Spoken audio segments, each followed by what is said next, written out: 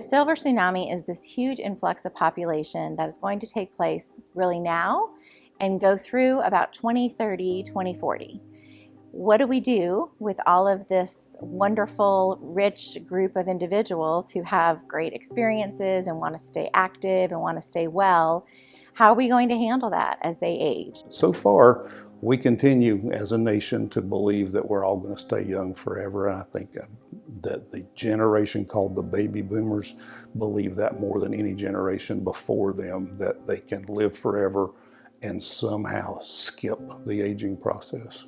I believe that action is healthy, is health-giving, is a survival skill.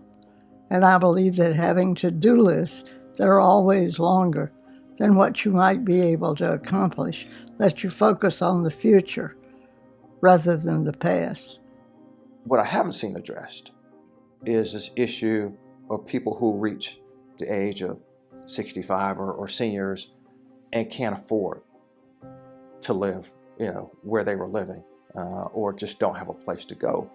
There's not a solve for that at this stage in the ball game, and I think that's one where the community should really come together and really think about that approach, particularly since seniors are going to start outnumbering, the younger generation.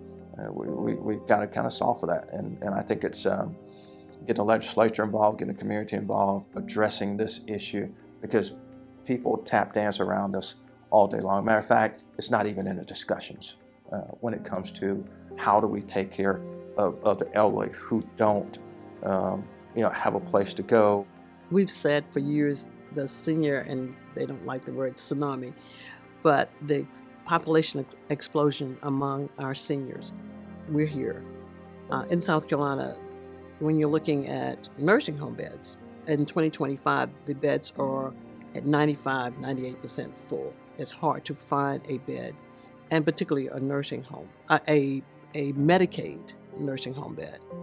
So as we are looking at provision of care in a facility, it's going to be very difficult. And that's why you will see more people trying to stay home, trying to provide their care through long-term services and supports. The population that we're going to be serving in 2030 is going to be a different population than we've served in the past.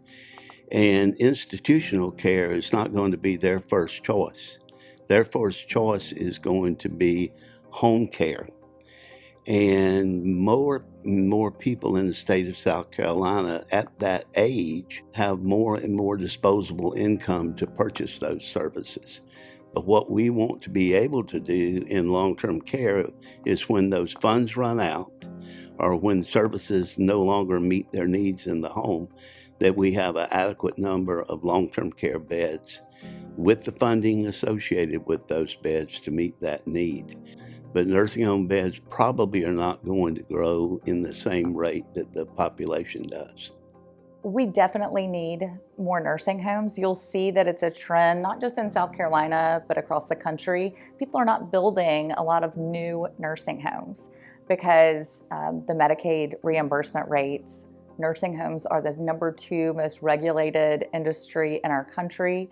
And so it makes it very hard for businesses to operate under such thorough regulations versus being able to really be innovative. So you'll see standalone assisted living communities that are coming up. You'll see standalone Alzheimer's communities, but that skilled nursing communities, you're not seeing a lot of new builds.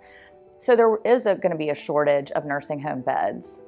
With our huge workforce shortage that we have, just in June, there was over 8,000 current RN job openings in the state of South Carolina. So when you're talking about all of these people that are going to be aging, that need hospitals, that need hospice care, that need long-term care, and there's already a huge amount of job openings, skilled nursings are no different than that. We already have skilled nursings that are having to shut down wings from taking new admissions because they don't have the staff to be able to support that. In my perspective, it will get worse. We don't have, it takes a long time to get additional beds. I built a facility for the beds, and as the population ages and expands and we get more people into the state, we have to play a catch-up almost now to be sure that we are able to provide the services. I don't think people really realize the breadth of the challenge. You know, for every one person today looking for some sort of health care, in about 2 to 3 years, 3 people will be looking for that same source of health care.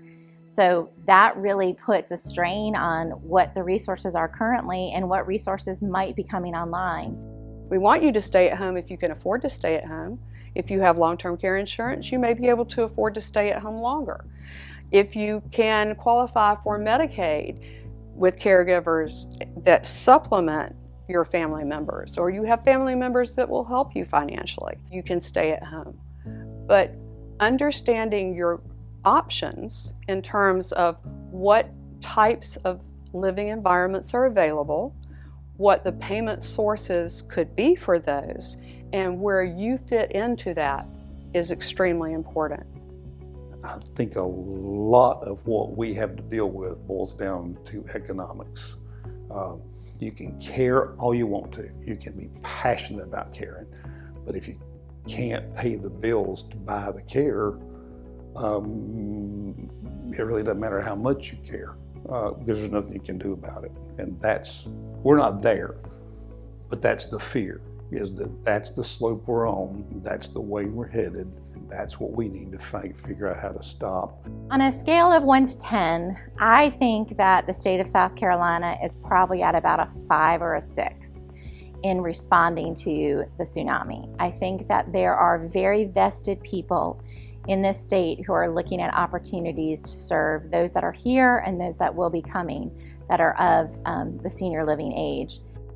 I think there's a lot more to do. I think it's going to take creativity. I think it's going to think, how do we increase our workforce? How do we look at opportunities for serving the middle market? How do we ensure that there are healthcare opportunities for those in rural areas as well as beyond? And how are we appreciating our seniors? I think if we as a state can really start to dig into those pretty quickly, we could bump that to an 8 or a 9. There is a huge momentum right now to tackle some of these issues, and we've got to really ride that momentum to make sure that we are prepared. Are we behind? Yes. Is everyone else behind too? Absolutely yes.